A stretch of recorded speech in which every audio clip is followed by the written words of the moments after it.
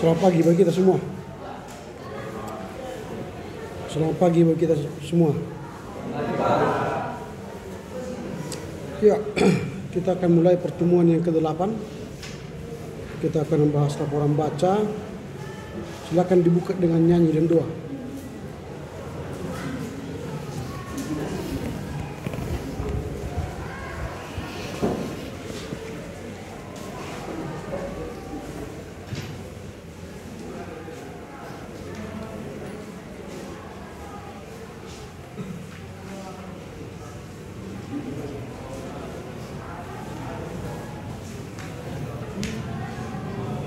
Sebelum kita mulai pelajaran kita bernyanyi lagu dari kitab Denden nomor 281. Ketelangan Yesus tempat manusia. 1, 2, 3 ya. Yesus tempat manusia, bersendi bata menghalangi ia, kegelangan nama berkapan bantah, hari sifat kelak perdana, misi kelengaran kita bina, bagi pedagang Yesus pas pustaka, sababna kasih bebas kelana, di bata membantah. Kita satukan hati kita bersatu dalam doa. Kita berdoa. Terima kasih Bapak, kesempatan yang masih dapat kami rasakan di pagi yang indah ini. Bapak, sebentar lagi kami akan memulai pelajaran kami. Kiranya Engkau memberkati pelajaran kami dari awal pertengahan hingga di penghujungnya nanti, sehingga apapun yang kami pelajari hari ini dapat kami simpan dalam pikiran kami masing-masing dan dapat kami jadikan bekal bagi masa depan kami masing-masing. Bapak, begitu juga buat dosen kami, kiranya Engkau memberkati ia, Engkau memberkati kesehatan dan kebijaksanaan dalam hidup kami. Inilah doa kami Bapa melalui nama Anakmu Yesus Kristus, kami berdoa dan mengucap syukur. Amin. Oke, kita akan masuk ke laporan baca. Sebelumnya saya absen dulu ya. Aldo, Amanda, Amos, Bella, Benny, Dandi, Daniel, Warsito, Ega, Febri, Febi, Gabriela, Arifin, Iskia, Joshua Semeginta, Joshua Semenukalit, ada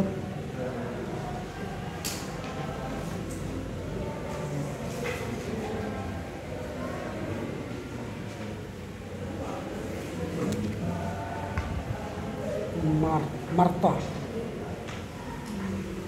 Orlando, Aska, Philip,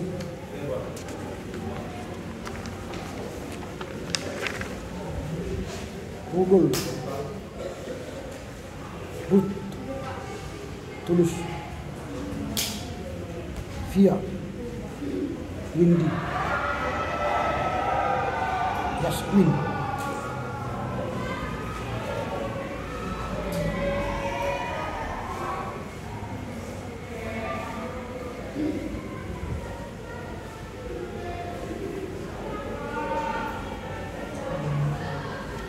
Oke, silakan tangan sini.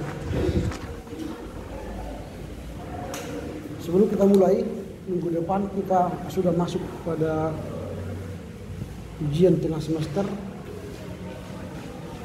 Bersiap-siaplah. Materinya sudah saya sampaikan dari pengantar pengenalan filsafat timur, pengantar teori-teori filsafat menuju filsafat Indonesia, modernisme dalam sejarah filsafat Indonesia, dan hari ini sejarah filsafat India.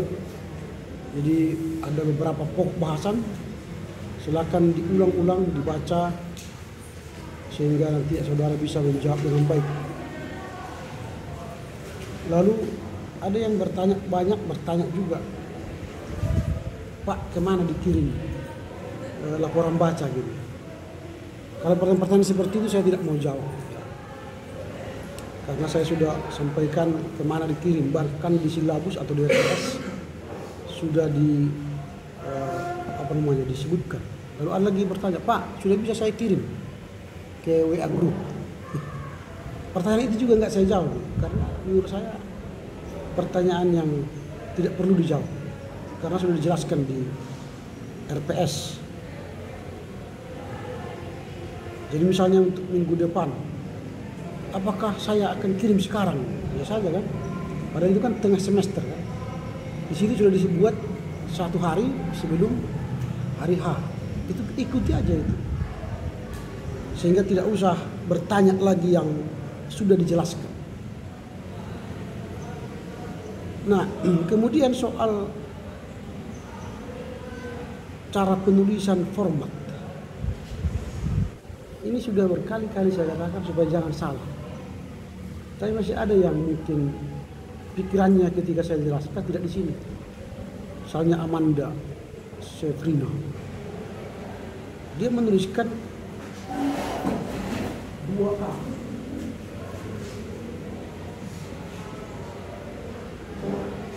Ini sudah saya jelaskan kemarin, jangan. Oh, tapi mungkin nggak di sini pikirannya waktu. Sayang, dia akan dikurangi nilainya kan. Aturan dapat nilai A misalnya kalau bagus, jadi nggak bisa karena salah format. Kasihan tentang dirimu yang tidak serius. Di awal sudah sampaikan, minggu yang lalu juga sudah saya ingatkan, saya tulis lagi di sini. Dan mungkin kalian bisa tonton di YouTube saya. Saya ulang-ulang supaya Anda jangan lupa pesan. Tapi enggak juga, salah juga. Ya saudara sendiri yang mengurangi nilainya, bukan saya. Saudara yang mengurangi nilainya. Karena itu seriuslah. Oke, sekarang tanpa menunggu waktu, jadi saudara nanti adalah sebagai dosen kami di sini ya, yang 6 orang ini, Aldo, Amanda, Amos, Bella, Benny, dan Di.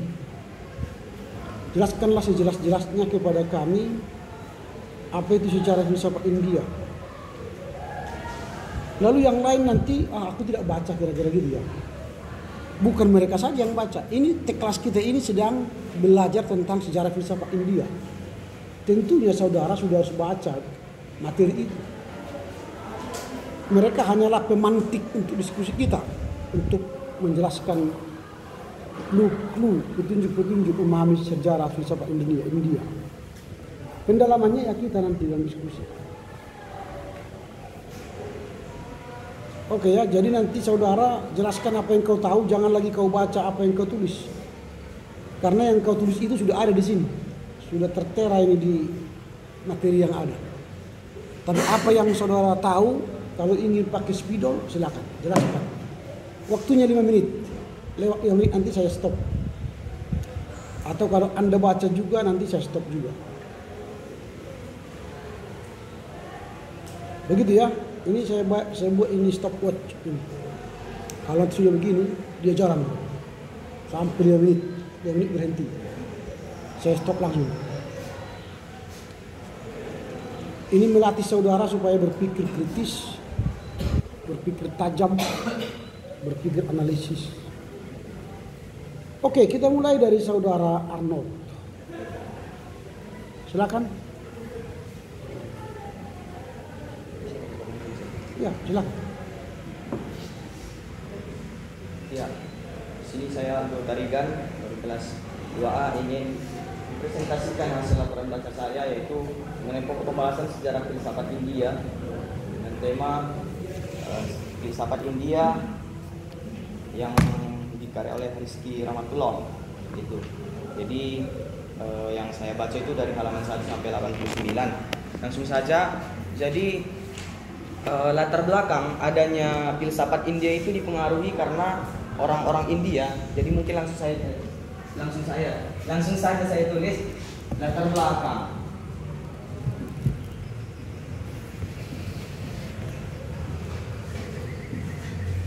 Latar belakang adanya ataupun lahirnya filsafat India.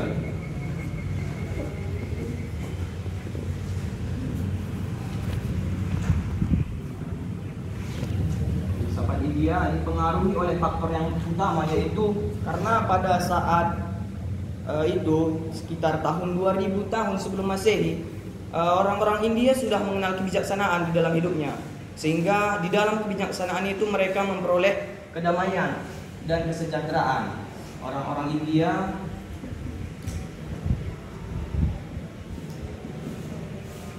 memperoleh kebijaksanaan.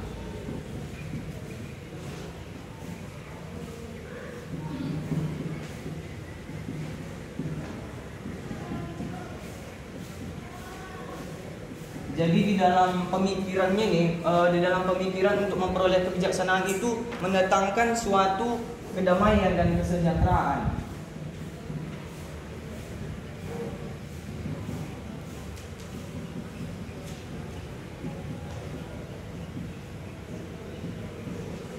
Di dalam filsafat India juga terbagi atas beberapa periode-periode. Jadi yang saya baca di dalam buku Sejarah Filsafat India itu ada 4 periode. Yang pertama itu periode Veda ataupun zaman Veda, itu terjadi sekitar tahun 1500 sebelum Masehi sampai tahun 600. Pembagian periode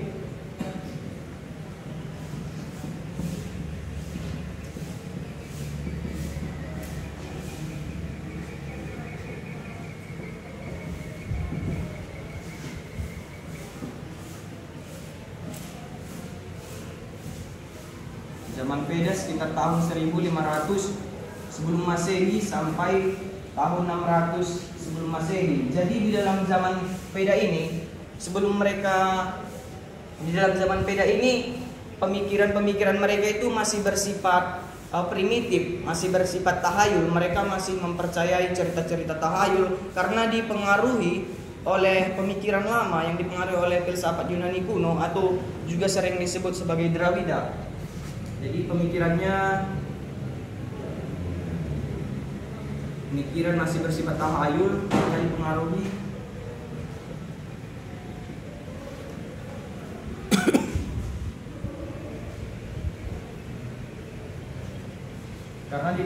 Dravida, pemikiran lama.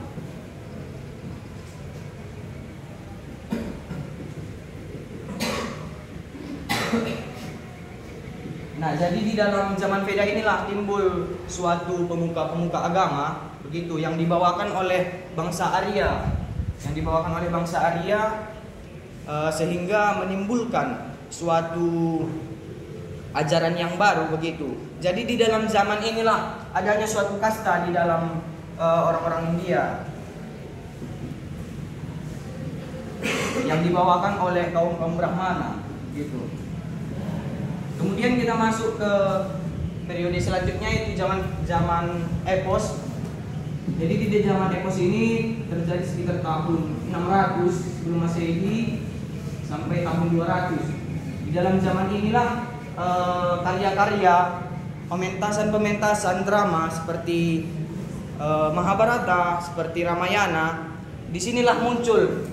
Jadi itulah strategi mereka dalam menyebarkan ajaran filsafatnya begitu. Sudah muncul drama-drama. Kemudian kita masuk ke zaman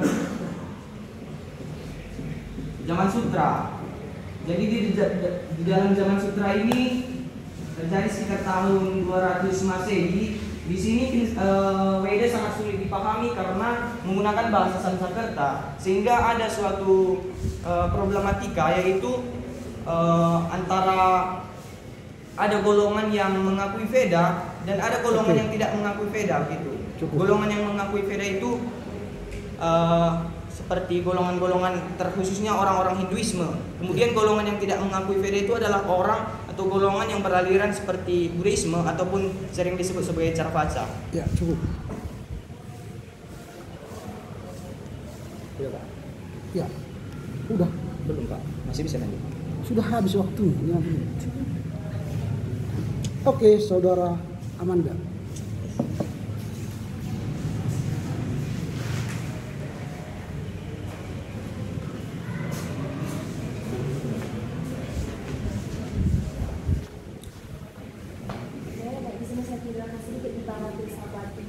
Jadi filsafat India ini berasal dari timur dekat selatan, dan dikatakan filsafat India itu karena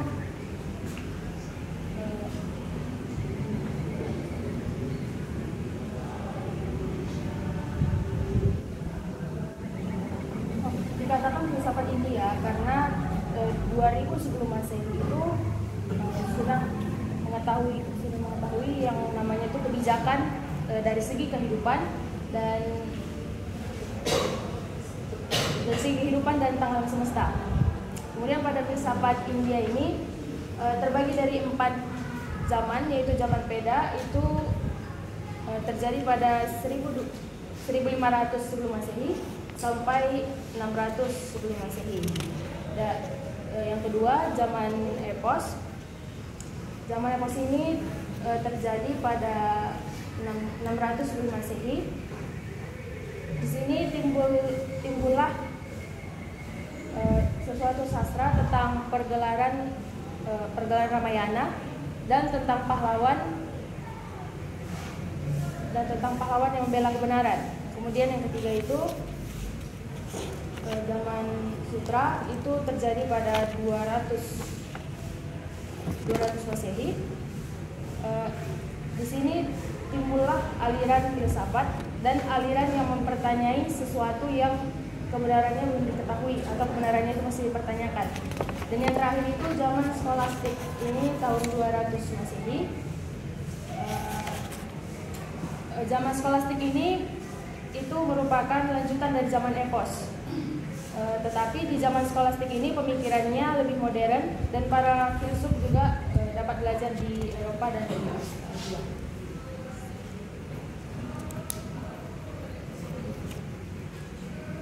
Cukup. Oke, terima kasih.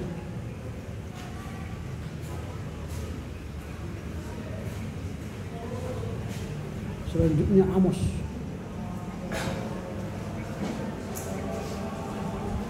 Ya, terima kasih kepada Bapak Presiden dan teman-teman semua atas waktunya. Di sini saya akan menjelaskan tentang laporan baca saya yang saya baca dari buku filsafat yang ditulis oleh Rizky Rahmatullah.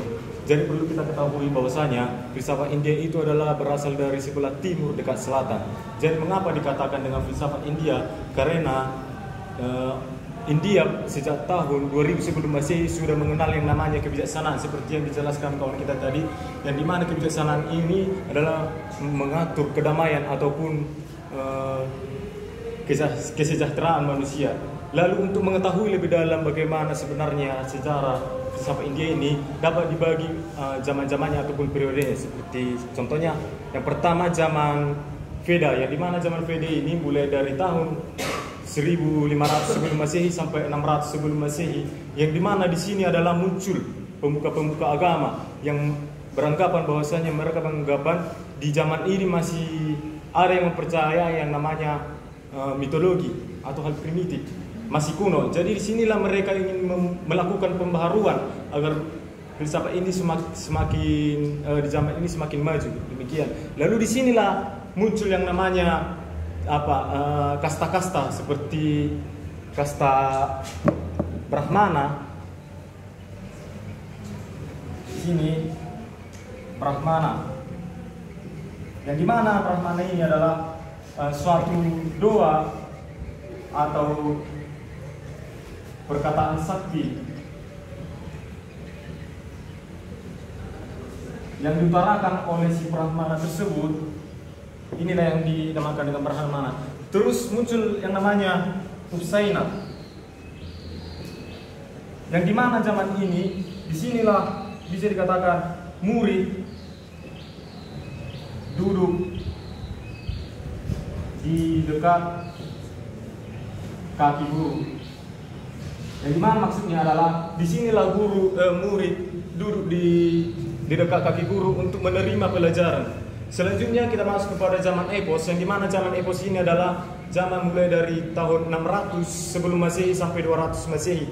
Yang dimana zaman epos ini muncul karya-karya klasik. Disinilah pementasan-pementasan drama. Contohnya itu kisah Brahmana dan kisah Mahabharata. Tetapi di dalam kisah ini, di dalam zaman ini mempunyai hal yang tidak, orang-orang menganggap ini tidak adil karena semua orang-orang ingin menjadi seorang ksatria. Karena terpengaruh dari kisah-kisah Brahmana tersebut. Lalu kita masuk ke dalam zaman sutra, yang dimana zaman ini tahun 200 Masehi. Zaman sutra ini juga disinilah zaman yang paling kuno dari semua ini, zaman yang sangat kuno. Sehingga zaman ini membutuhkan ilmu atau pengetahuan yang lebih dalam untuk mengetahui bahasa-bahasa ataupun tulisan-tulisan. Mengapa? Karena di dalam ini ada merupakan tulisan Sanskerta, sehingga sulit diketahui oleh orang dengan bahasa-bahasa dewan negara. Lalu masuk kepada zaman skolastik,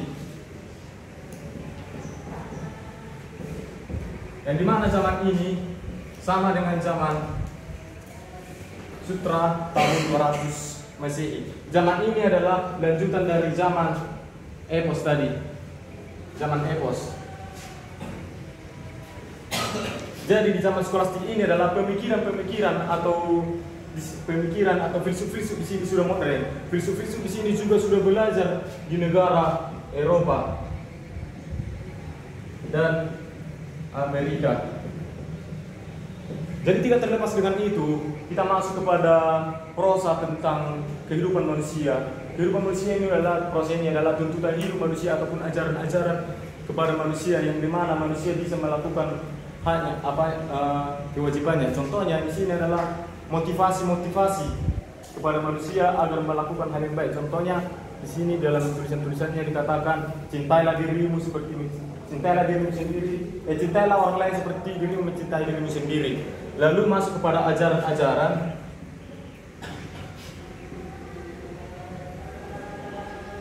Ada juga yang namanya ajaran hak yang tertinggi. Di sini adalah ajaran manusia yang tidak bisa dibanding-bandingkan. Lalu ajaran tentang karma. Seperti yang kita ketahui, karma itu adalah apa yang kita perbuat, itu yang kita terima nantinya. Contohnya ketika kita berbuat baik, maka itu nanti yang kita terima di... Oke, cukup. Udah. Bela.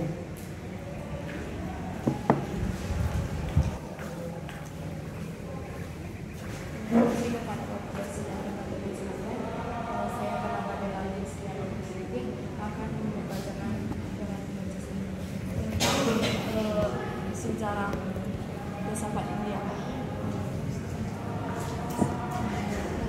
Filsafat India ini bisa diartikan sebagai cerminan.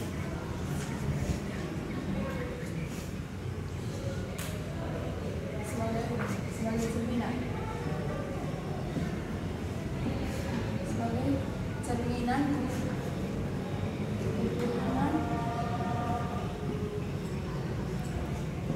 kemanusiaan,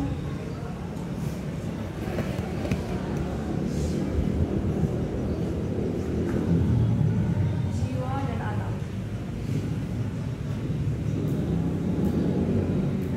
Nah, filsafat India ini memang sudah sangat lama. Diperkirakan 2000 sebelum Masehi. Nah, jadi filsafat India ini bisa berpicu kepada tradisi kuno. Kita masuk ke dalam sejarah filsafat India, yaitu satu zaman Veda.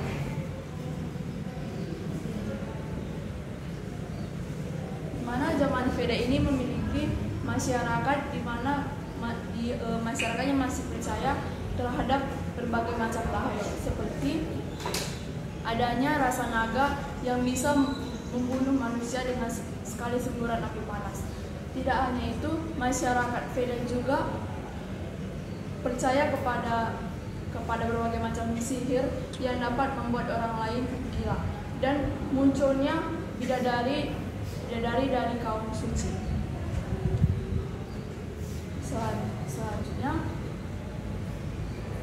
Selanjutnya para dewa-dewa menikmati korban persembahan yang disediakan oleh masyarakat zaman Veda ini. Dan di saat mereka memberikan korban persembahannya, masyarakat di zaman Veda ini melengkapi dengan mengucapkan mantra-mantra untuk melengkapi penyerahan korban persembahannya. Nah, mengapa masyarakat di zaman Veda ini mau menyembah dan memberikan korban persembahannya kepada para dewa-dewa tersebut? Karena masyarakat di zaman Veda ini ingin berkomunikasi dengan makhluk-makhluk halus. Nah, dapat kita lihat, selain dengan mendapatkan keberuntungan, masyarakat di India itu atau di Bali itu memiliki tradisi penyerahan sesajen supaya itu rasa pengucapan syukur mereka terhadap para dewa-dewa yang telah memberikan ketentraman kehidupan hidup yang tentram kepada masyarakat India.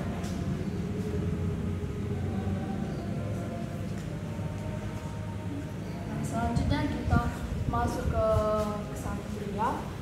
Ksatria itu seorang yang harus memiliki jiwa kepemimpinan.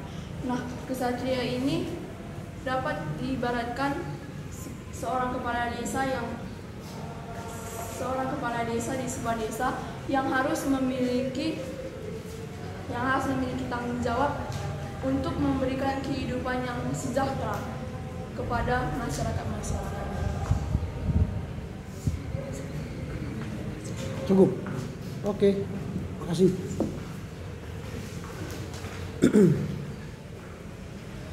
Selanjutnya Saudara Beni.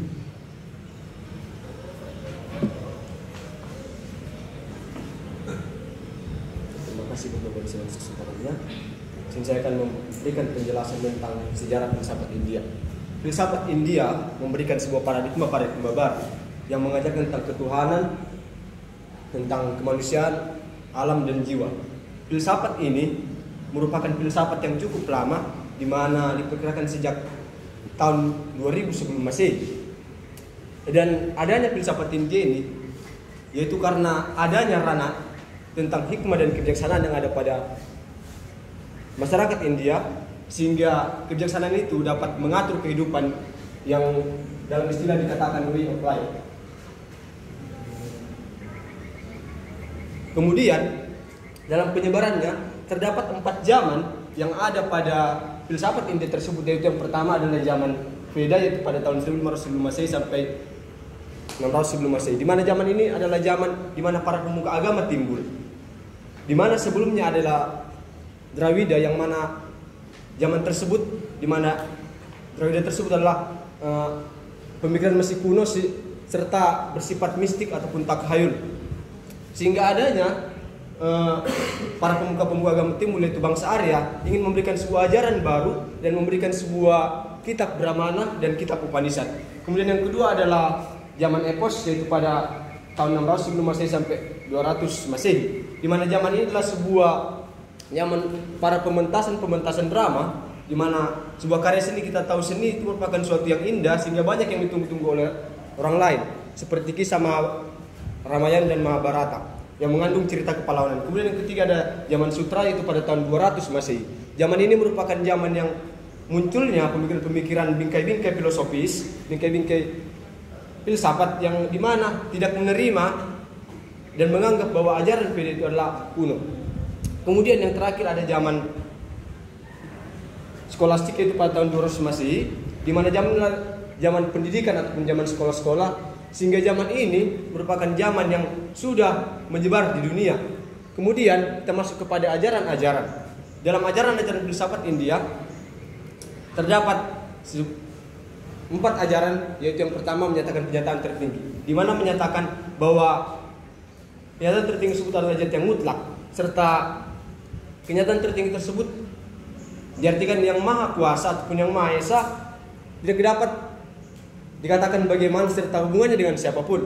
Kemudian yang kedua ada ajaran tentang jiwa. Kita tahu adalah jiwa adalah bersifat kekal, bersifat abadi, serta jiwa itu adalah hal yang mutlak. Jiwa tersebut diharuskan memiliki suatu pencerahan karena atas mempercayai Tuhan tersebut yang Maha Kuasa. Kemudian yang ketiga ada ajaran karma, di mana apa yang kita perbuat itu yang kita terima nantinya. Contohnya kita berbuat yang baik maka kita akan menerima yang baik, dan kita berbuat yang jahat maka kita akan menerima yang jahat. Serta adanya samsara, yaitu perputaran di antara hidup. Kemudian yang terakhir ada ajaran tentang kelepasan. Ajaran tentang kelepasan ini yang dimana jika di ajaran karma dan samsara mengajarkan tentang pesimistis, dan di ajaran tentang kelepasan ini memberikan sebuah memberikan sebuah optimistis terhadap sebuah harapan kepada masa depan. Sehingga seseorang jika melakukan kesalahan, jika melakukan sebuah kejahatan pada sebelumnya, dirinya bisa bertobat dan bisa memberikan harapan kepada masa depannya. Oleh sebab itu filsafat India merupakan filsafat yang cukup penting kita ketahui, karena ini merupakan hal-hal yang sangat relevan terlebih pada saat zaman sekarang ini. Dan filsafat India tersebut janganlah hanya begitu saja terlalui, karena filsafat ini harusnya dikembangkan terlebih anak-anak muda. Oke. Terima kasih.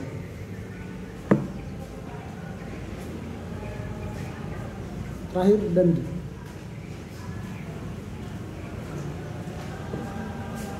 Baik, terima kasih untuk Bapak Dusun dan atas kesempatannya.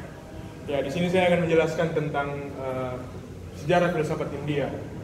Jadi sejarah filsafat India seperti yang sudah kita dengar bersama-sama seperti pemaparan teman-teman sebelumnya, filsafat India itu lahir atau ada sejak tahun 2000 sebelum Masehi. Jadi di filsafat India ini terdapat beberapa aliran atau beberapa zaman. Yang pertama itu zaman Veda, tahun 1500 sebelum Masehi sampai tahun 600 sebelum Masehi. Di zaman ini lahirlah sebuah pemikiran kasta. Kasta yang pertama itu adalah Brahmana. Brahmana adalah pemuka-pemuka agama yang disegani karena ketaatan beragama dan ilmu pengetahuannya. Lalu yang kedua ada kesatria. Kesatria itu adalah orang-orang yang memiliki jabatan atau memiliki kedudukan di pemerintahan. Lalu yang ketiga itu ada Sudra. Sudra itu adalah kelompok-kelompok atau golongan-golongan orang yang bekerja sebagai petani begitu. Lalu yang terakhir itu ada kasta paling bawah, itu di situ ada Waisya. Waisya itu adalah golongan-golongan orang yang bekerja sebagai buruh-buruh kasar, sehingga dia sering ditindas oleh kaum kesatria. Lalu yang selanjutnya itu ada zaman Epos. Zaman Epos itu terjadi di antara 600 sebelum Masehi sampai 200 Masehi.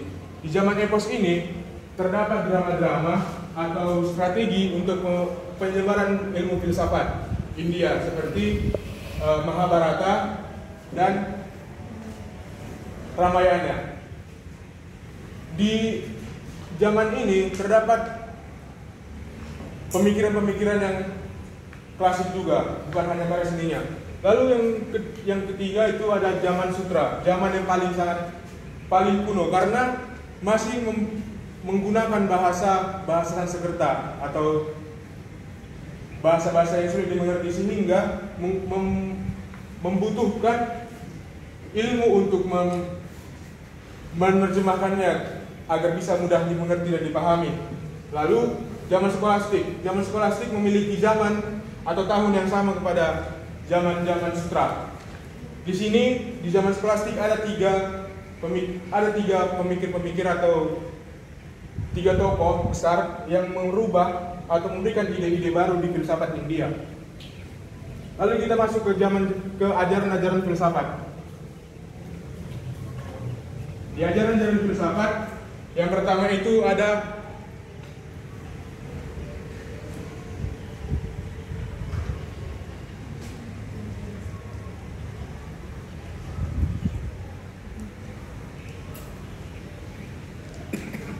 ada ajaran filsafat yang pertama itu adalah ajaran tentang pengakuan tentang Yang Maha Esa, yaitu di situ kita diajarkan atau di situ dituliskan bahwa Tuhan Yang Maha Esa itu tidak dapat didefinisikan. Begitu. Lalu yang kedua itu karma. Karma itu adalah balasan atau apa yang kita perbuat, itulah yang kita terima di kehidupan selanjutnya. Lalu yang ketiga, jiwa. Jiwa itu adalah yang dalam pemikiran filsafat ini, ajaran filsafat ini, jiwa termasuk adalah zat yang mutlak, atau adanya jiwa berarti kita sah menjadi manusia yang seutuhnya, begitu. Lalu yang terakhir,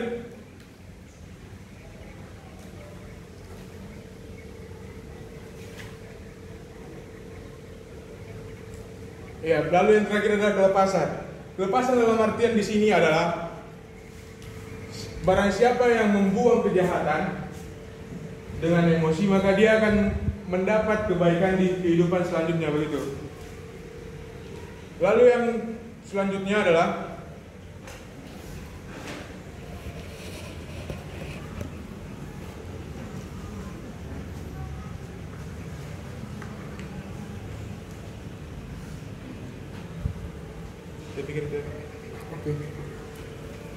Oke, makasih.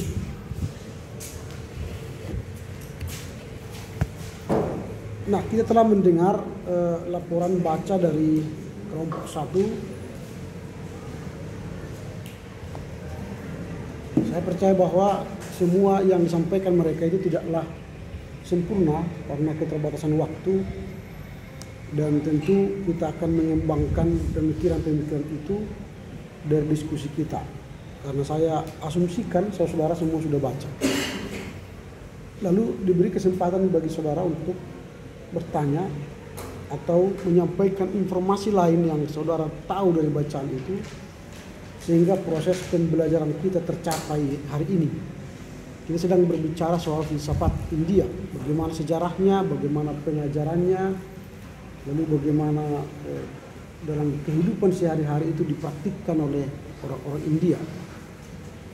Karena itu silakan siapa yang mau menambah informasi yang dari apa yang saudara baca, dan silakan bertanya bagi saudara yang ingin bertanya tentang bahasan ini.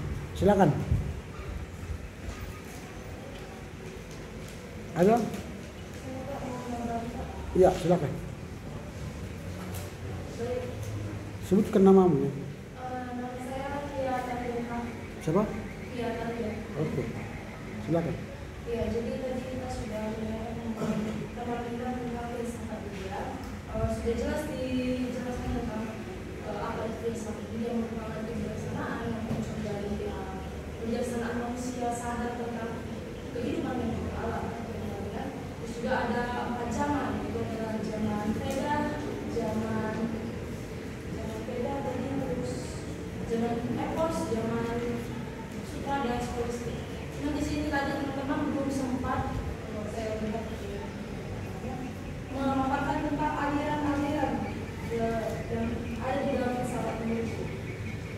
Di sini ada bahwa ada 3 aliran dalam filsafat India yang mempertegas peran manusia sebagai penyelamat. Penyelamat di sini artinya adalah manusia yang bisa bertanggung jawab atas kehidupannya di bumi dan juga kepada Tuhan. Itu adalah pertama aliran materialisme, kemudian aliran spiritualisme dan aliran dualisme. Kalau dikatakan aliran materialisme itu merupakan aliran yang manusia dipandang secara materi, yang dipandang manusia secara materi. Contoh dari segi ekonomika atau benda-benda yang ada di sekitarnya. Yang kedua itu adalah aliran spiritualisme. Di sini kita berpatokan kepada Tuhan. Lalu yang ketiga aliran dualisme, yaitu adalah tubuh dan jiwa yang sama pentingnya, menjelaskan tentang antara hubungan tubuh dan jiwa. Ketika tubuh kita melakukan sesuatu yang benar, maka itu juga merupakan panggilan dari jiwa kita juga.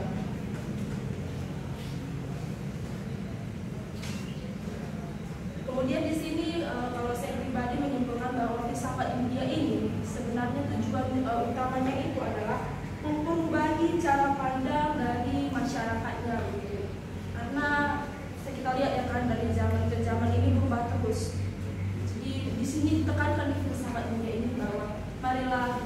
berubah, bertanggung jawablah atas kehidupan kita sebagai manusia dan juga kepada Tuhan, karena ini saling berkaitan dan saling berhubungan. Janganlah hanya memandang kasta saja, pandanglah bahwa kita ini manusia sama semuanya, punya tanggung jawab, ini punya tanggung jawab kepada Tuhan. Terima kasih. Oke, terima kasih Via menambahkan tadi informasi tentang manusia ya dari ajaran filsafat India. Oke, ada lagi yang mau menambahkan informasi? Silakan. Atau mau bertanya?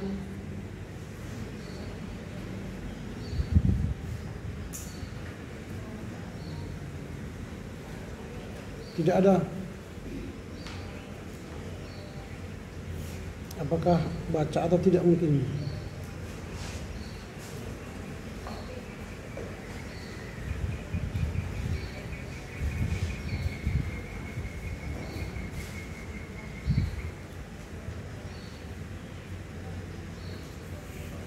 Ya, silakan. Saya Ega sendiri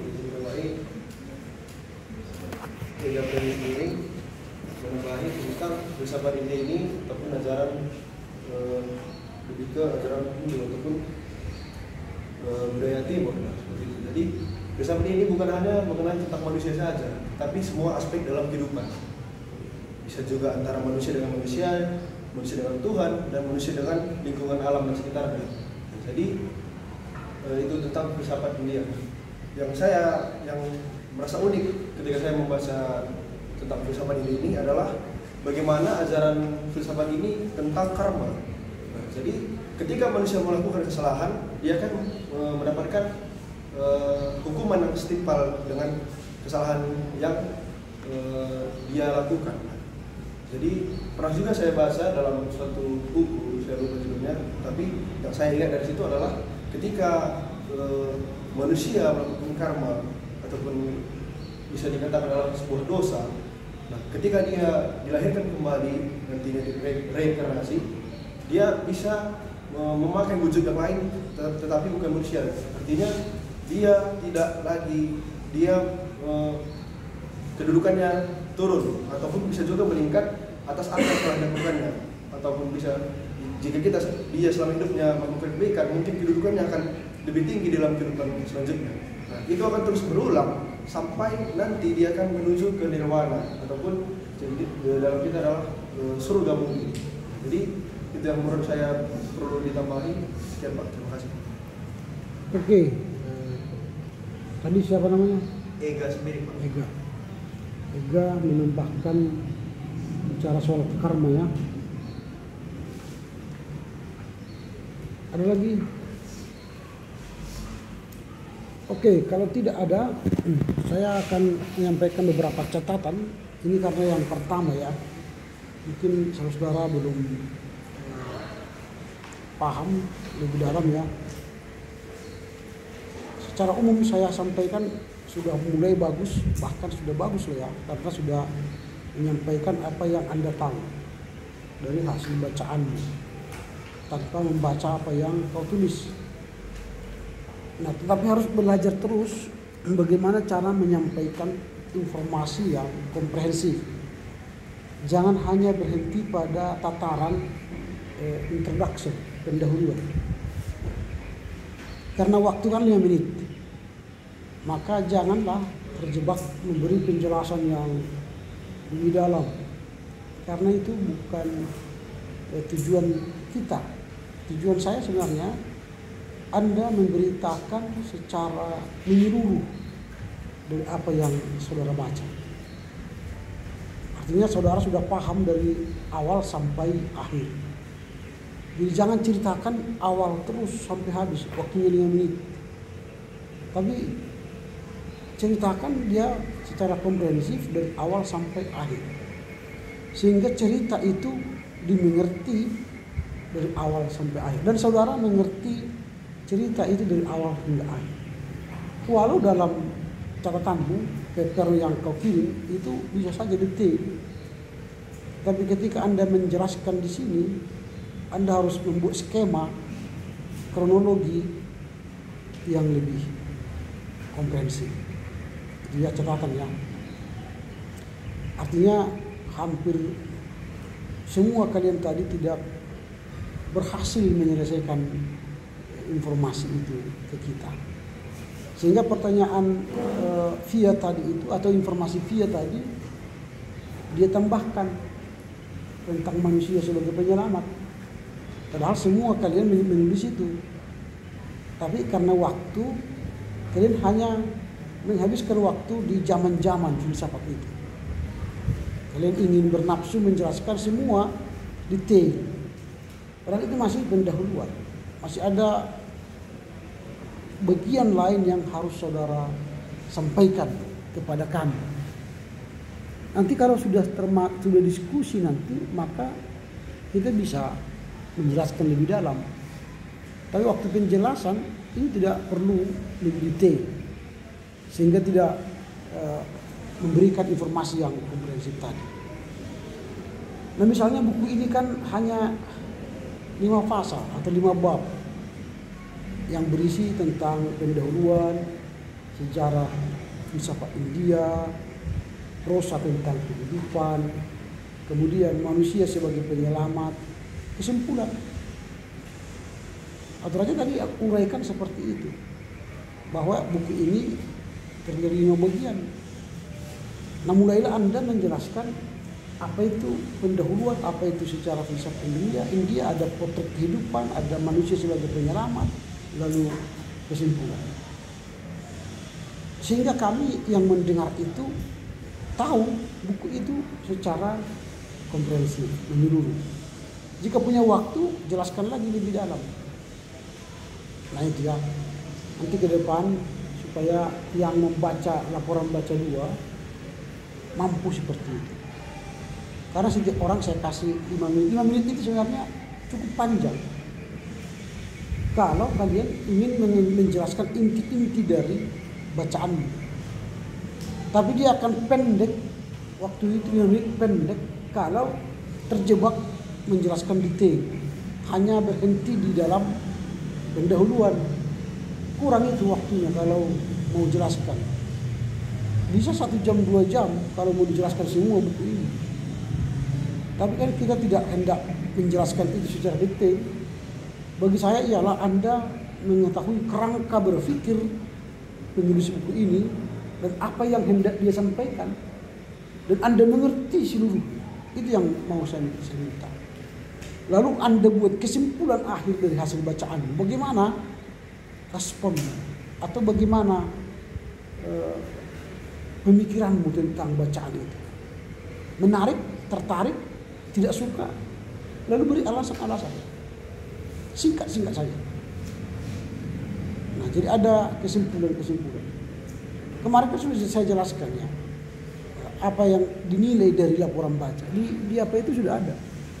Di silabus itu ada sistematika, ada penggunaan bahasa, kejelasan materi, menyimpulkan. Jadi itu yang harus dikejar. Sehingga saudara terlatih nanti untuk membaca buku itu, paham buku itu dengan baik. Jadi tidak hanya sekedar baca. Artinya kita dari atas dia meneropong buku itu secara menyeluruh. Lalu kita menjelaskan nanti lebih dalam lagi, lebih detail. Itu kalau sudah punya waktu lagi. Nah itu ya, sehingga nanti minggu depan atau 2 minggu lagi ya, 2 minggu lagi saudara sudah punya perbedaan dari hari ini.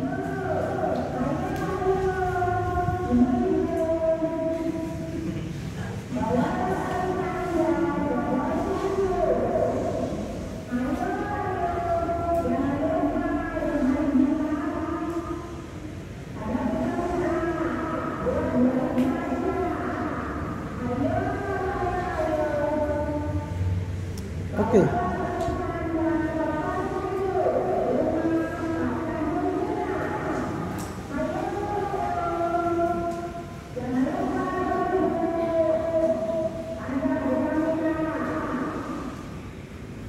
Nah, filsafat India ini sangat menarik karena penulis buku di awal, di pendahuluan, Rizky Rahmatullah ya, menjelaskan bagaimana posisi pada filsafat India itu sebagai way of life atau sebagai jalan kehidupannya untuk menuju kesejahteraan manusia.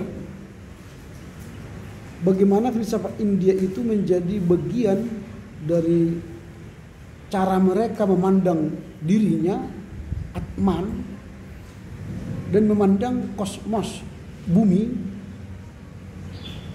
dalam kerangka berpikir bahwa manusia itu mengalami dinamika perkembangan.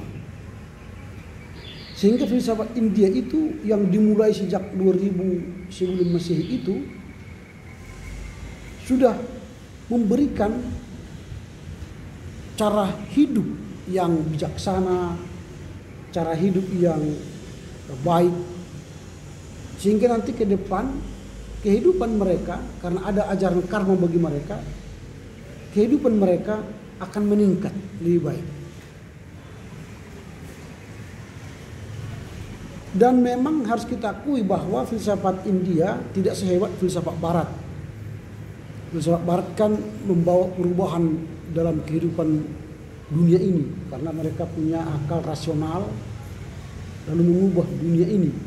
Tapi kalau filsafat India bukan pada tataran mengubah dunia, tapi pada tataran mengubah diri, Atman, manusia. Sehingga bagian yang ketiga tadi dia mengajarkan soal manusia sebagai penyelamat. Kalau manusia itu sudah baik, dia bisa menyelamatkan dirinya, lalu dia bisa menyelamatkan orang lain. Ini menurut Rahmatullah, sehingga nanti dia memberikan perbedaan yang mendasar antara filsafat India dengan filsafat Barat. Filsafat India dengan filsafat Barat itu dibedakan dari kepercayaan kepada dewa Resi. Resi itu dewa yang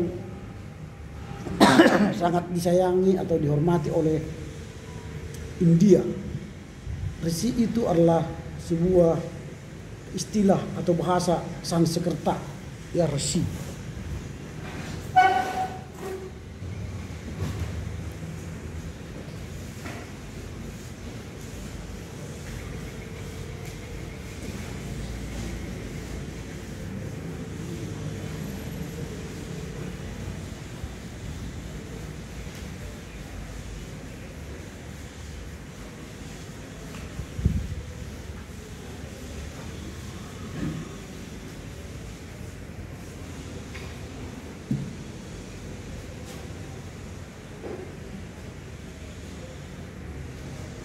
Ini Rahmatullah ini menyinggung ini soal Resi, dewa Resi.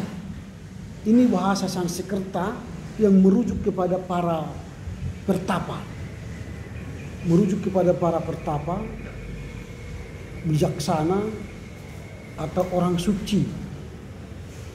Jadi orang pertapa, orang bijaksana, orang suci yang memiliki pemahaman mendalam tentang alam dan spiritualitas.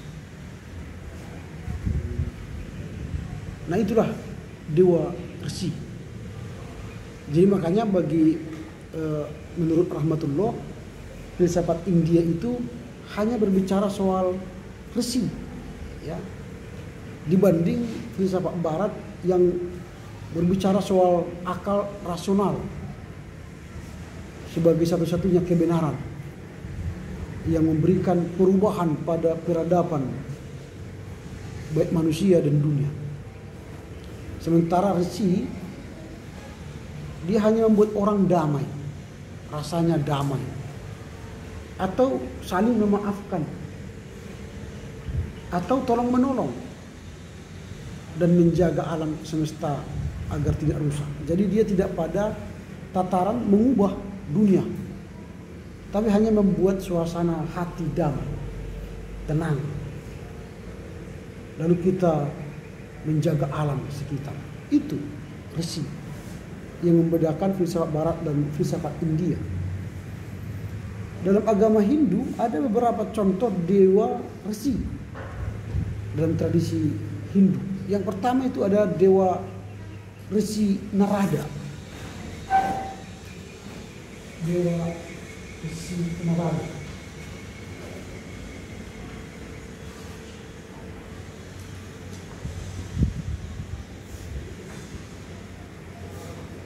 Dewa Resi Narada ini adalah satu dewa resi yang paling terkenal dalam mitologi Hindu.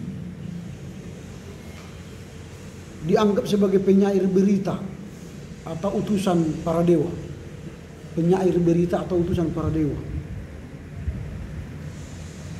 Lalu Narada ini dikenal karena musiknya yang indah. Jadi dia pemain musik dan kemampuannya menyebarkan pengetahuan dan kebijaksanaan spiritual. Jadi kalau ada musik-musik India yang bagus atau membangkitkan spiritual, itu karena ada dewa Resi Narada.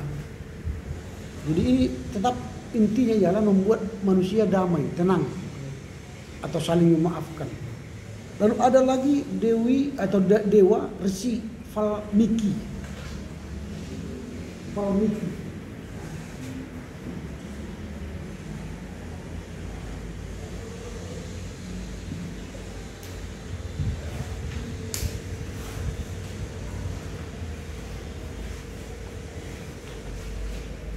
Valmiki ini dewa Resi Valmiki adalah yang terkenal karena penulis Ramayana. Tadi kan ada zaman setelah zaman apa namanya ini Veda, ada zaman epos ya. Di situ sudah bicara soal Ramayana, zaman epos. Ini penuh dengan karya-karya klasik. Ini sudah ada kisah Ramayana dan Mahabharata di situ. Itu dewa Resi Valmiki. Karena dia menulis tentang Ramayana. Salah satu epik terpenting dalam literatur Hindu. Cerita tentang Ramayana dan Mahabharata itu menjadi cerita yang mengandung ajaran moral dan spiritual yang mendalam. Jadi mana-mana kalau ada pementasan Ramayana dan Mahabharata, itu bicara soal moral. Jadi tetap dia membuat hati damai, saling memaafkan. Jadi tetap dia perbedaannya dengan agama filsafat barat tadi, dia pada diri sendiri, kepada Atman, manusianya. Lalu yang ketiga dewa Resi Vyasa. Vyasa.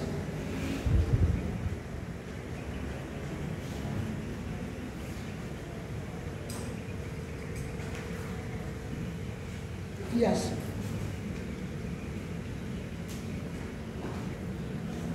Vyasa. Tidak ada itu. Vyasa. Nah, dewa Vyasa ini adalah sebagai penyusun dan penyunting kitab suci Hindu. Dia penyunting dan penyusun kitab suci Hindu. Termasuk juga penyunting kitab Mahabharata.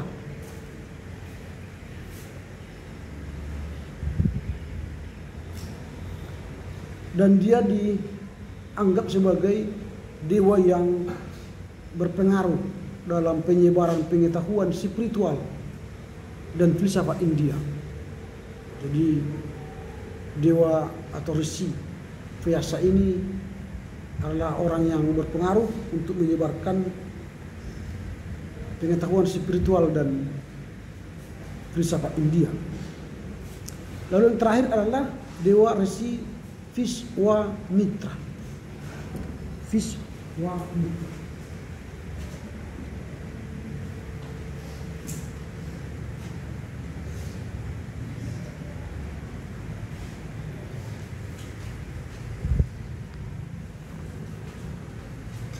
Dewa Resi Viswamitra ini seorang dewa yang awalnya adalah seorang raja, tetapi kemudian dia bertapa dan memperoleh banyak kekuatan spiritual.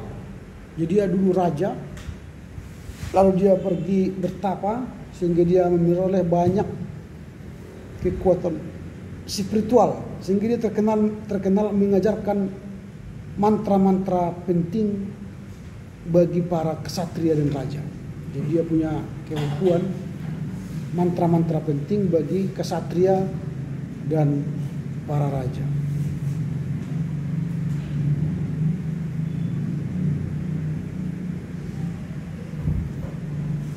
Nah, kemudian kalau dijelaskan oleh Rahmatullah tadi bagaimana era itu,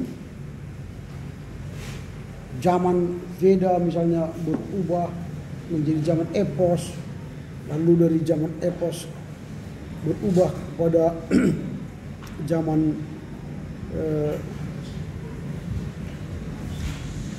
sutra, dan nanti kepada zaman Brahmana atau skolastik. Nah, apa yang mau dilihat dari sini? Sebenarnya apa yang disampaikan oleh Rahmatullah itu yang hendak dia sampaikan dalam pembagian masa itu atau periode atau zaman itu ialah adanya terjadi perubahan yang mendalam setelah zaman Brahmana itu. Ada pergeseran kehidupan dari bangsa Arya yang menggeser kehidupan bangsa atau ras Drawida. Jadi ketika datang orang Arya, ras Arya, lalu orang Drawida itu tergeser, bahkan habis. Inilah kehebatan dari perubahan zaman itu. Bahkan setelah zaman Arya membuang semua tradisi ras Drawida, maka orang India berubah dari suku aslinya Drawida tadi menjadi bangsa Arya. Ini yang hendak Rahmatullah jelaskan dari zaman yang berbeda itu sampai zaman tadi sampai zaman skolastik itu. Ada terjadi perubahan yang mendasar, kemampuan bangsa atau ras Arya menggeser ras Drawida dari India, sehingga penduduk asli Drawida itu tinggal kenangan. Dan itu juga bisa terjadi di beberapa bangsa atau suku bangsa lain. Coba lihat misalnya Medan itu suku aslinya Dewi apa namanya? Deli Melayu Deli. Itu kota Medan itu penduduk aslinya Melayu Deli. Jakarta penduduk aslinya ya Betawi. Bandung suku aslinya adalah Sunda. Tetapi lihatlah sekarang kota Medan. Di mana sekarang suku Melayu Deli tinggal? Di mana? Bukan tidak kelihatan.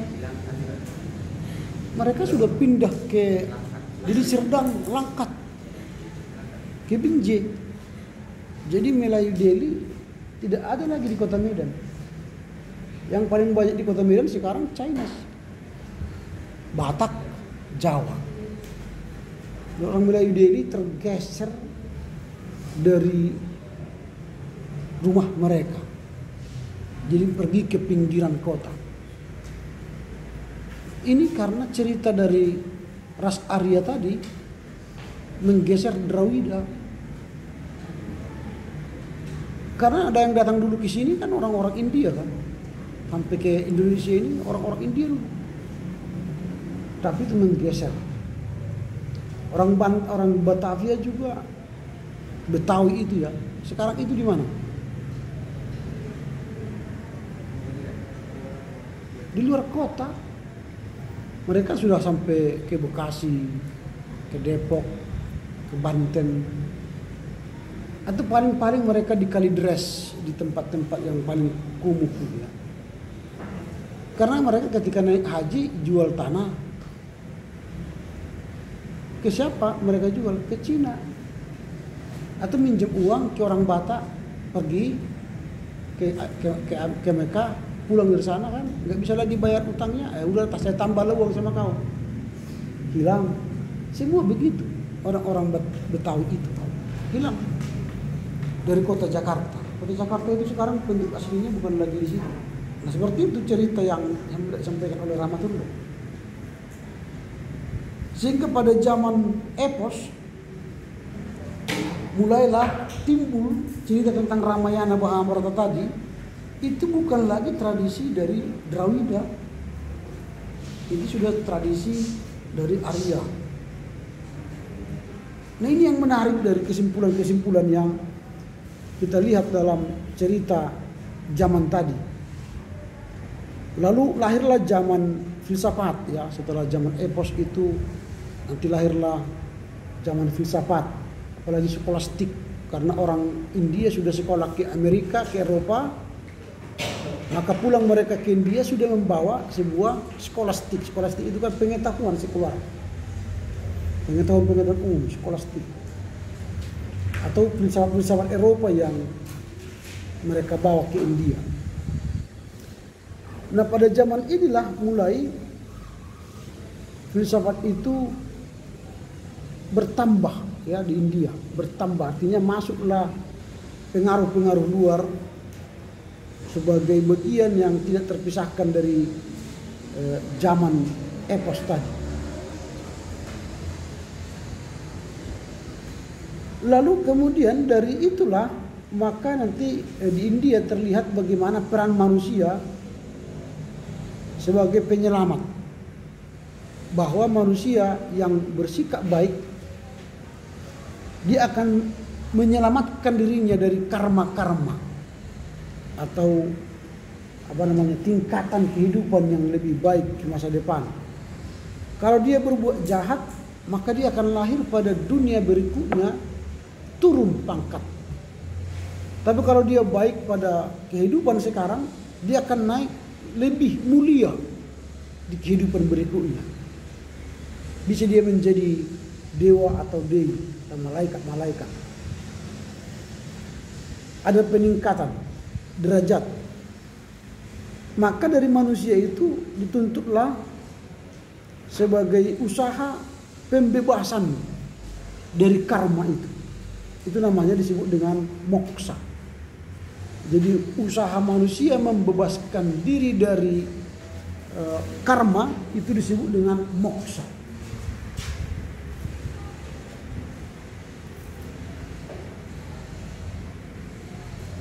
Karena manusia telah terikat dengan karma, lalu bagaimana karma itu tidak lagi ada dalam dirinya, maka mereka mengajarkan moksa. Moksa itu adalah terbebas dari keserakahan, kesombongan, egoisme dalam diri manusia, sehingga dia dapat hidup sesuai dengan Veda. Jadi dia sesuai dengan Veda, ajaran sambil hidup. Jadi moksa itulah usaha. Maka manusia selalu berusaha untuk menjaga semua tadi, kesombongan, menjaga diri dari keserakahan. Bahkan mereka lebih suka hidup menderita daripada hidup mewah. Tapi memang kalau kalian pergi ke India, India itu kan sudah termasuk negara yang hebat ya. Mereka sudah punya nuklir, perangkat IT juga mereka. Kalau ada orang-orang pintar di dunia, India termasuk di dalam. Menciptakan komputer IBM kan mereka. Bahkan mereka sudah menginjakkan kaki di bulan, orang India. Kita belum sampai menginjakkan kaki di bulan, masih menginjakkan kaki bulan-bulanan. Bentar lagi mungkin mereka sudah sampai ke Mars gitu. Tapi memang harus kita akui di sana kesenjangan sosial itu tinggi. Jangan heran nanti kalau di sini rumah mewah, di sampingnya gubuk-gubuk. Itu artinya kesejahteraan sosial, kesimpangan atau ketimpangan sosial tampak di sana. Sampai sekarang masih ada di sana belajar itu pakai lei, batu lei. Kalian tahu batu lei? Batu lei itu batu, lalu tulisannya kapur. Dia nulis di kapur, lalu kalau dihapus hilang. Jadi tidak ada buku seperti ini. Ditulis ini kan bisa lama tidak hilang kan. Tapi kalau kena air dia bisa hilang ini kan. Tinta. Tapi kalau tinta kita di kertas itu walaupun kena air mungkin masih ada bisa terbaca. Kalau kapur enggak. Itu zaman kita Indonesia tahun-tahun 40-an lah itu. Tahun 30-an. Masih pakai batu lei namanya. Dia orang belajar di batu lei. Catatannya batu lei. Habis itu dihapus. Ya kalau pun tidak dihapus dihembus angin, hapus sendiri. Namanya pun kapur. Itu kesenjangan sosial di sana. Jadi filsafat India itu berbicara tentang kemanusiaan dalam keutuhannya, sehingga manusia dijadikan menjadi pedoman untuk lebih bijak. Jadi manusia itu dituntut lebih bijak. Untuk meningkatkan dirinya sebagai manusia yang lebih bijak, maka mereka menuntut bertapa atau bersemedi. Jadi kalau ingin mau bijak, maka mereka pergi bertapa, bersemedi, atau mengasingkan diri dari keramaian. Itu dalam rangka meningkatkan kebijaksanaan dalam dirinya dengan menjauhi segala keinginan daging. Memang kalau pergi kalian ke India enak sih di sana, karena mereka kan tidak makan sapi. Kalian kan bisa makan sapinya, dagingnya. Karena di sana nggak ada itu makan daging sapi, karena sapi itu bagi mereka adalah dewa. Tapi susunya mereka minum, tapi dagingnya tidak. Makanya banyak daging-daging ke Indonesia di ekspor mereka kan, atau kita mengimpor daging sapi dari sana. Karena mereka tidak makan. Diimpor ke sini bukan berarti untuk kita makan, tapi diolah menjadi obat-obatan. Atau dibuat jadi kayak obat-obat sirup. Makanya kemarin kan dilarang minum sirup ya, obat mah, obat batuk ada sirup, dilarang kan kemarin. Itu karena dari India mengirim daging-daging yang sudah busuk, sehingga terjadi fermentasi atau sesuatu zat di dalam sirup itu yang membuat manusia ada yang mati kemarin. Di stop. Tidak tahu apakah sekarang sudah diizinkan lagi. Karena tadi si orang-orang India kirim banyak ke kita.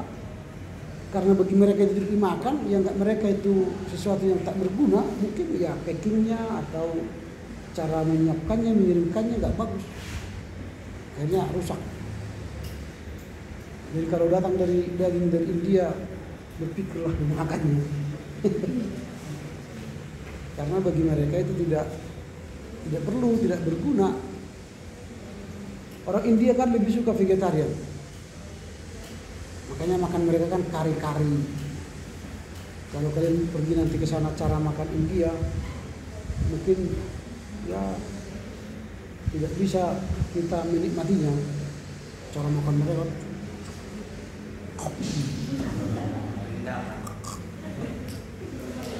nasi mereka tidak sama dengan nasi kita, walaupun sama-sama makan padi ya. Bagi mereka nasi itu matang, setengah matang. Kalau kita itu kan masih ada keras-kerasnya, itu kita anggap itu bukan matang. Dan kalau kita makan itu kan sakit perut kan. Kalau bagi mereka itulah nasi yang enak, yang setengah masak. Dan itu saya temukan juga di Indonesia. Ketika saya pergi ke Aceh Singkil, lalu ada makanan khas orang Pak-Pak Dairi, persis seperti itu, seperti makanan orang India. Saya dikasih pengumuman waktu rombongan dosen STT kan, mampir ke Aceh Singkil di HKI Aceh Singkil, disuguhkanlah kayak makanan khas Pak-Pak Dairi. Wah, waktu saya makan saya ingat India, karena waktu saya di India dikasih itu, dicicip, tapi kami tidak dilarang makan banyak.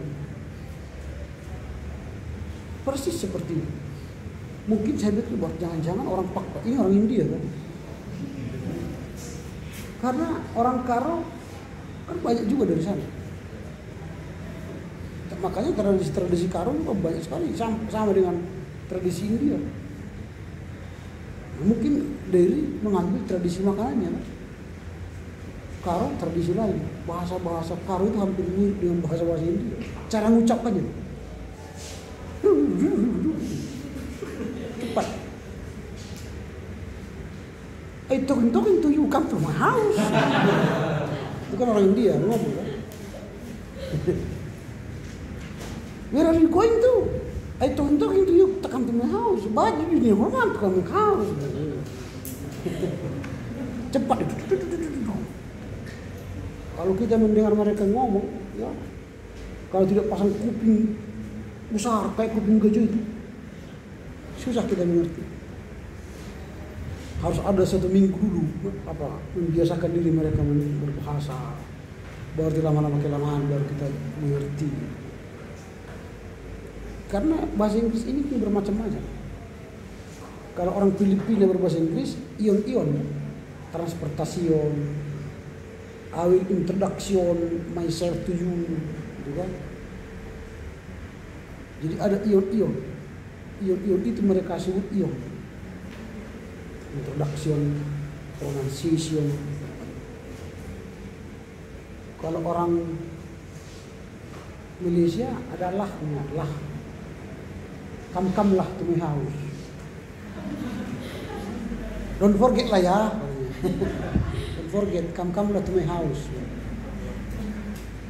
See you ya. See you ya. In the afternoon. Gitu, jadi ada lahnya. Kita pun orang Indonesia ada. Kita pakai ya. Jadi kalau kita kumpul dalam sebuah konferensi internasional, kita tahu gaya-gaya orang berbahasa. Apalagi orang-orang Afrika, itu lagi bahasa Inggrisnya yang paling hancur. I come here after you can arrive here. Here. After.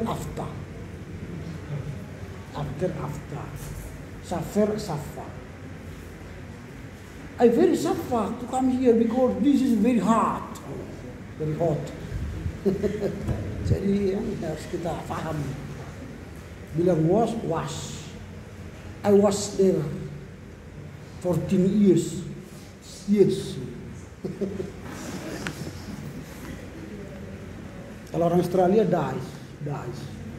How many dies come here? Ya itulah. Kalau pronunciasi orang Indonesia bagus. Pronunciasi. Cuma pokok beli kita kurang. Karena nggak biasa. Kalian tonton nanti di apa itu ada aplikasi belajar bahasa Inggris di apa itu yang gratis 3 bulan. Ikuti aja supaya kemampuan hearing kalian bagus, pronunciation kalian bagus. Walaupun tidak pernah ke luar negeri nggak apa-apa, tapi sering mendengar orang luar negeri berbahasa, mendengar berita-berita bahasa Inggris, YouTube bahasa Inggris, film-film bahasa Inggris, kan terlatih. Kalau nonton bahasa Inggris jangan buat terjemahannya. Kalau nonton Netflix kalian misalnya film-film Barat itu, tahu saya buat terjemahan. Nanti kalau tergoda tidak menonton filmnya, membaca teksnya aja. Jadi matamu tidak pernah melihat lagi aksi-aksinya dari film itu, tapi matamu terus lihat membaca. Kadang-kadang nggak sempat baca udah habis. Jadi nggak dinikmati dulu. Lebih baik matikan itu, nikmatilah. Kau mengerti dan pura-pura mengerti aja kau. Itu karena bahasa tubuhnya pun bisa berbicara kan. Kau dengar aja, itu melatih supaya kau mengerti. Gitu. Apalagi sekarang nontonlah film YouTube tentang bagaimana Hamas mengalahkan Israel sekarang kan. 2000 serangan rudal dari Hamas ke Israel. Pintu penjagaan Israel dibobol oleh Hamas sekarang. Lalu Israel sekarang melancarkan serangan balik ke Ramallah dan jalur Gaza. Ngeri ini, seru nanti. Ikuti kalian lah. Berdoalah supaya jangan terjadi perang berkelanjutan. Kalau terjadi ini bahaya. Karena orang Israel sekali diganggu, hati-hati. Biasanya kalau mati mereka 10, balasnya 100. Sekarang mati mereka 600. Tembakan pertama masih mati 200. Dan itu akan membabi buta bisa ribuan orang nanti. Ngeri ini kalau Israel. Jangan dilawan sama Israel. Mudah-mudahan lah aman. Padahal ini pada pesta perayaan mereka kan, perayaan Sukkot, mengenang 20 tahun mereka menang dari perang Timur Tengah dulu. 6 hari mereka bisa mengalahkan Timur Tengah, 6 negara. 6 hari mereka kalahkan 6 negara, sehingga makin meluaslah Israel. Biasanya kalau terjadi perang meluas wilayah mereka. Jangan-jangan nanti Ramallah tapi Gaza hancur, nanti mereka tarik lagi kembali ke Israel. Dulu kan mereka kembalikan itu dengan satu permintaan, diberikanlah Yerusalem Timur sebagai ibu kota negara. Ramallah, jalur Gaza, Yerusalem, Bethlehem itu mereka kembalikan ke Palestina. Tapi Bethlehem, Jericho, Jerusalem itu nama mereka menguasai secara militer, tapi secara administratif itu Palestina. Tapi kalau jalur Gaza, Ramallah, militer, sipil, pemerintahan sepenuhnya Palestina. Tapi dengan catatan kembalikan Yerusalem Timur, ibu kota negara kami. Dan sudah bertahun-tahun dan berkali-kali berganti presiden di Amerika, tidak ada yang mampu mengeksekusi kecuali Donald Trump. Donald Trump memindahkan dari Tel Aviv ke Yerusalem Timur. Nah sekarang perang lagi. Tonton aja lah dari YouTube nanti. Gimana keseruan mereka. Tapi harus kita akui sekarang Hamas itu kuat. Bisa membobol Mossad ribuan, hampir 2000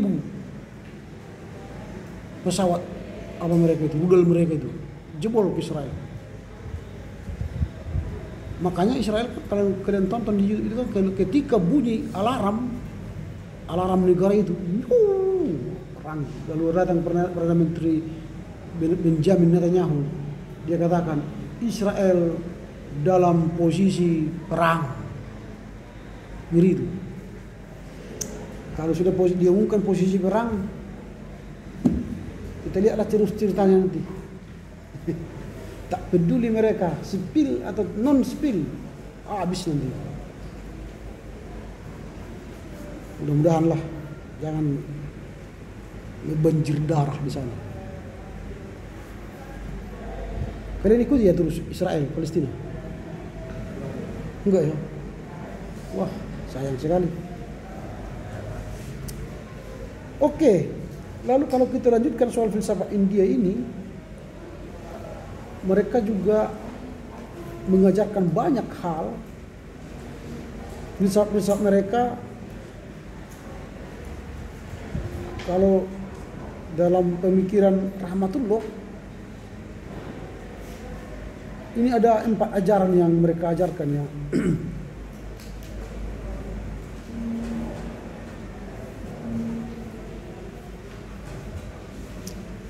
Mana ini? Ini ajaran tentang kenyataan yang tertinggi, kemudian ajaran tentang jiwa, ajaran tentang karma dan tentang kelepasan. Ini ajaran-ajaran mereka. Lalu mereka buat juga di Rahmatullah membuat potret kehidupan. Nah, potret kehidupan inilah yang kurang dalam filsafat India. Setelah Mahatma Gandhi tidak ada lagi. Mahatma Gandhi kan menerapkan filsafat India itu dengan gerakan ahimsa. Ahimsa itu apa?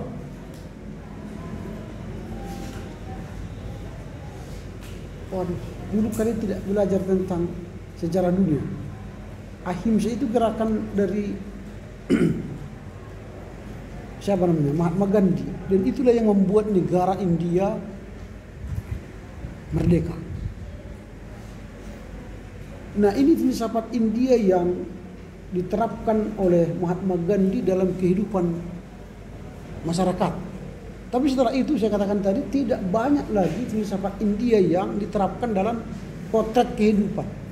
Makanya oleh Rahmatullah membuat contoh di bab 3 itu. Bagaimana potret kehidupan itu. Ini cerita kayak cerita dia ya. Diibaratkannya sebagai asmara dua sejoli. Cinta ibaratkan dua mata pisau dan sebagainya.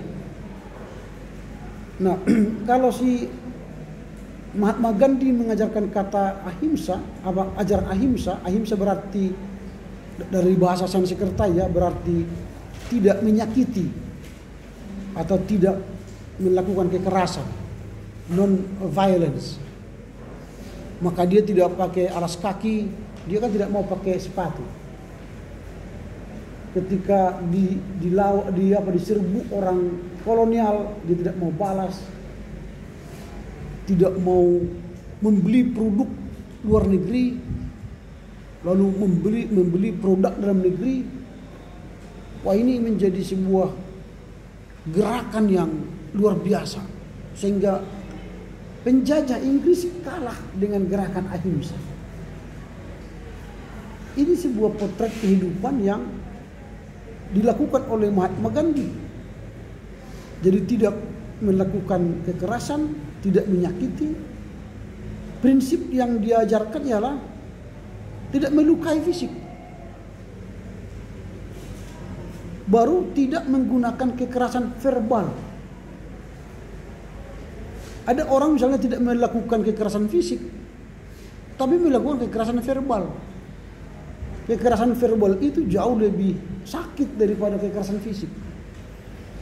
Coba misalnya kalau kalian khotbah atau cerita atau memberikan arahan, orang gini kan sama kau, gini, tendangan hidung, itu kayak bom molotov itu, menghancurkan kita. Atau pas kau khotbah di atas datang jimat itu, artinya mencibir kita.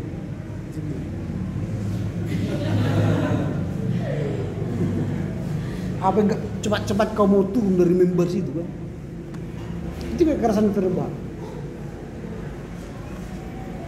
Lalu tidak memiliki niat jahat, baru cinta dan pengampunan. Inilah prinsip yang diajarkan oleh Mahatma Gandhi dari ajaran Hindu. Dan dari ajaran Hindu itulah dia terinspirasi melawan pemerintah atau kolonial Inggris kala itu, sehingga akhirnya memang dia ditembak mati ya. Tapi di kantongnya itu ada Injil.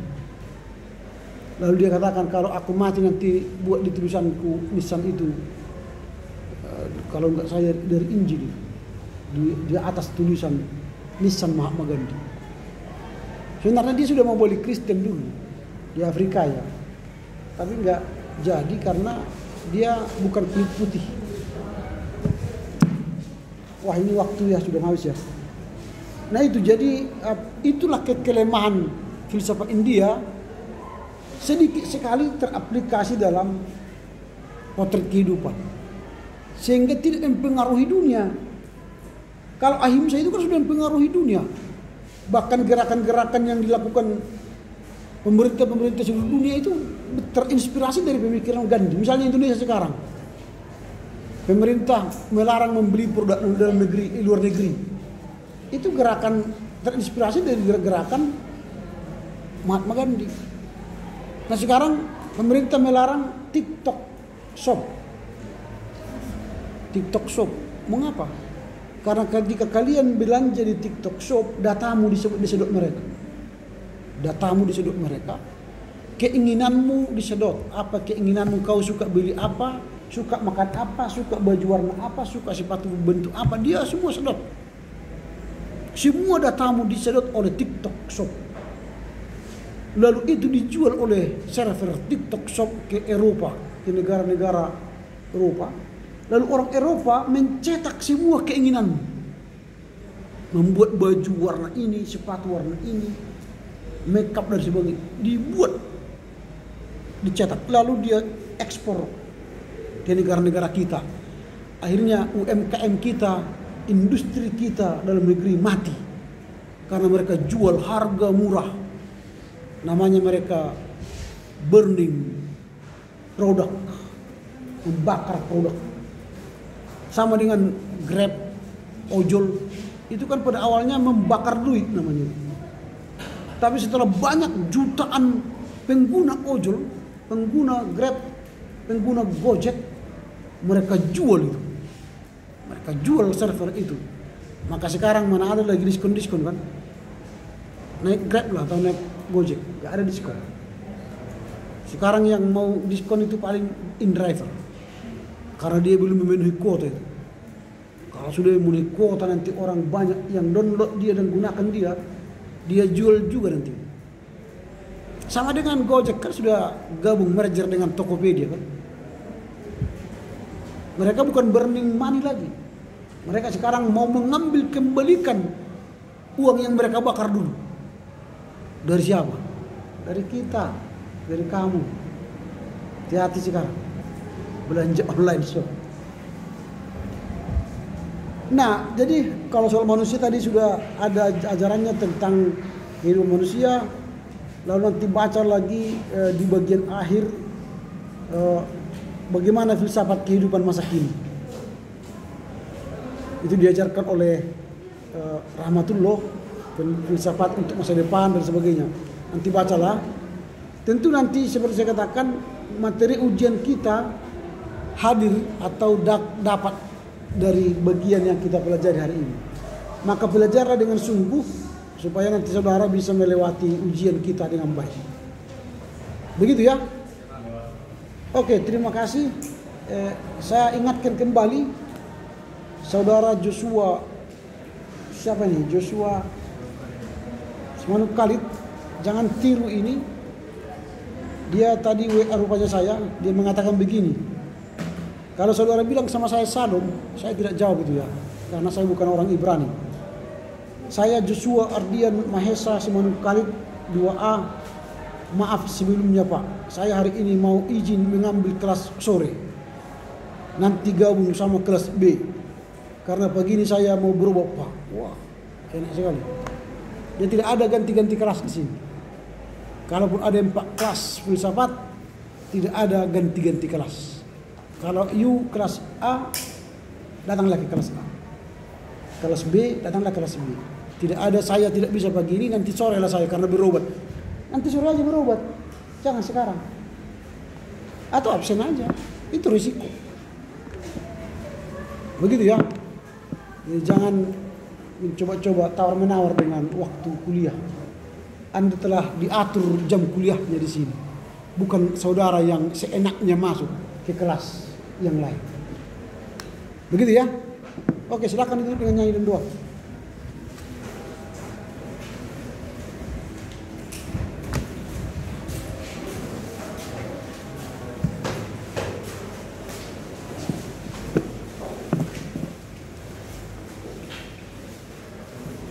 Baik, sebelum kita mengakhiri pertemuan kuliah kita pada hari ini, mari kita bernyanyi dari kitab penyanyian nomor 492. Yesus Tuhanku, 1, 2, 3 ya. Yesus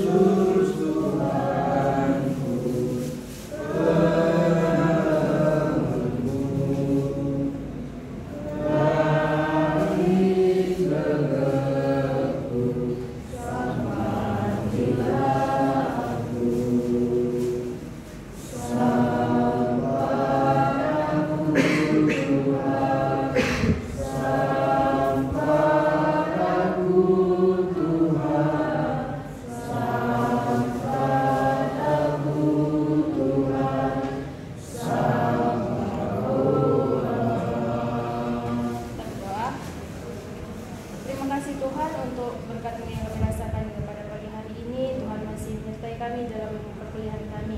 Bapak, kami sudah menyelesaikan perkuliahan kami. Biar kiranya apa yang kami pelajari pada hari ini boleh kami tangkap dan boleh kami pakai untuk masa depan kami. Engkau juga memberkati Bapak dosen kami. Tuhan yang berkati pekerjaan dan pelayanannya, begitu juga keluarganya Tuhan.